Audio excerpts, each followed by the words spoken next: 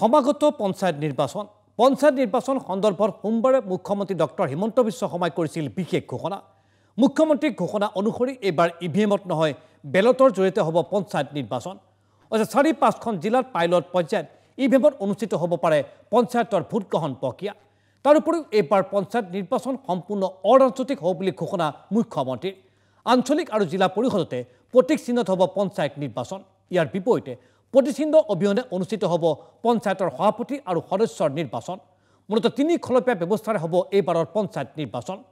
মুঠৰ ওপৰত মুখ্যমন্ত্ৰীয়ে ঘোষণা কৰা অনুসৰি ৭৫% অৰাজনৈতিক আৰু ২৫% ৰাজনৈতিকভাৱে হ'ব পঞ্চায়ত নিৰ্বাচন। অৱশ্যে কালি মুখ্যমন্ত্ৰীয়ে কি ক'ব খুজিছিল ৰাজ্যৰ পঞ্চায়ত নিৰ্বাচন সম্পৰ্কত।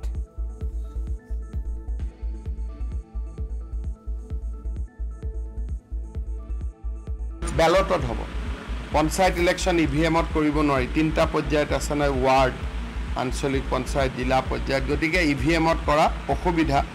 কিন্তু মই যিমান দূৰ জানো ৪টা বা 5টা জিলাত তেওঁলোকে এইবাৰ পাইলট পৰ্যায়ত ইভিএম কৰাৰ কথা চিন্তা কৰি আছে। সকলোতে নহয়, ৱাৰ্ড মেম্বাৰ চিম্বলত নহয়, এইটো মুকলি হ'ব। আঞ্চলিক পঞ্চায়ত আৰু জিলা পৰিষদ চিম্বলত হ'ব। তাৰমানে ৩ খলপীয়া ব্যৱস্থাত আটাইতকৈ তলৰ খলপীয়াটো বিনা চিম্বলত হ'ব। পঞ্চায়তৰ সভাপতি, পঞ্চায়তৰ মেম্বাৰ, এইটো বিনা চিম্বল। মাত্ৰ আঞ্চলিক পঞ্চায়ত আৰু জিলা পৰিষদ চিম্বল। সেইকাৰণে এইবাৰ কালি এইদৰে পঞ্চায়ত নিৰ্বাচন প্ৰসংগত মন্তব্য আগবঢ়াইছিল ৰাজ্যৰ মুখ্যমন্ত্ৰী ডক্টৰ হিমন্ত বিশ্ব শৰ্মাই। কিন্তু মুখ্যমন্ত্ৰীৰ এই ঘোষণাক উপস্থিত হ'লে নৱনিৰ্বাচিত ধুবুৰীৰ সাংসদ ৰকিবুল হুছেইনে। পঞ্চায়ত নিৰ্বাচন সন্দৰ্ভত মুখ্যমন্ত্ৰীয়ে কৰা ঘোষণাক তীব্ৰ সমালোচনা ৰকিবুল হুছেইনৰ। মুখ্যমন্ত্ৰীৰ ঘোষণাৰ প্ৰমাণ হ'ল কিদৰে চলিছে নিৰ্বাচনী আয়োগ।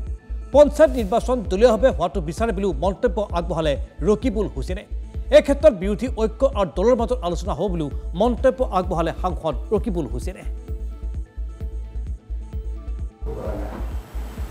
মুখ্যমন্ত্ৰী ডাঙৰীয়াই কালি কৈছে, মই অলপ সামগ্ৰীত আছিলোঁ, গোটেইখিনি কথা শুনা নাই। তেওঁ কৈছে যে বৰ্তমান বাই ইলেকশ্যন কিবা হয়নে নহয় আমি নাজানো, কাৰণ এবাৰ ডিলিমিটেশ্যনৰ যোগেদি নতুন পদ্ধতিৰে হ'ল, আকৌ পুৰণা পদ্ধতিৰে ইলেকশ্যনটো হ'বনে নহয় সন্দেহ।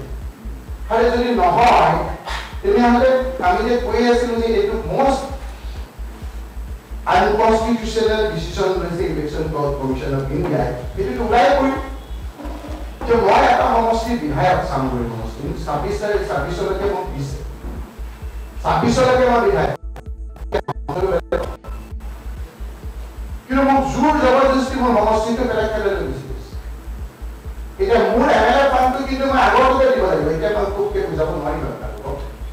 এতিয়া যিখিনি আপোনাৰ এমএলএ দেখিছে, এমএলএ সকলে এতিয়া আমাৰ ইয়াত যিসকল এমএলএ আছে নিজৰ যিটো জিকি আহিছে ২৬লৈকে তাৰহে বিধায়ক, কিন্তু এবাৰ এমপি গ্ৰুপ ইলেকশ্যনত বেলেগ দেখিব। কিন্তু মুখ্যমন্ত্ৰী ডাঙৰীয়াই যিটো কথা কৈছে, মই ইলেকশ্যন কমিশ্যনক নিদিয়াই আজিকালি, ইলেকশ্যন কমিশ্যনক এতিয়া বেলেগ আছে বুলি মই ভবা নাই।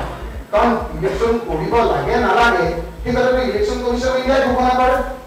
যোৱাকালিতো তেওঁ ঘোষণা কৰিছে যে ইলেকশ্যন হয় নে নহয় নাজানো, তুই কোন ক'ব পাৰে, আপুনি কোন ইলেকশ্যন কমিশ্যনক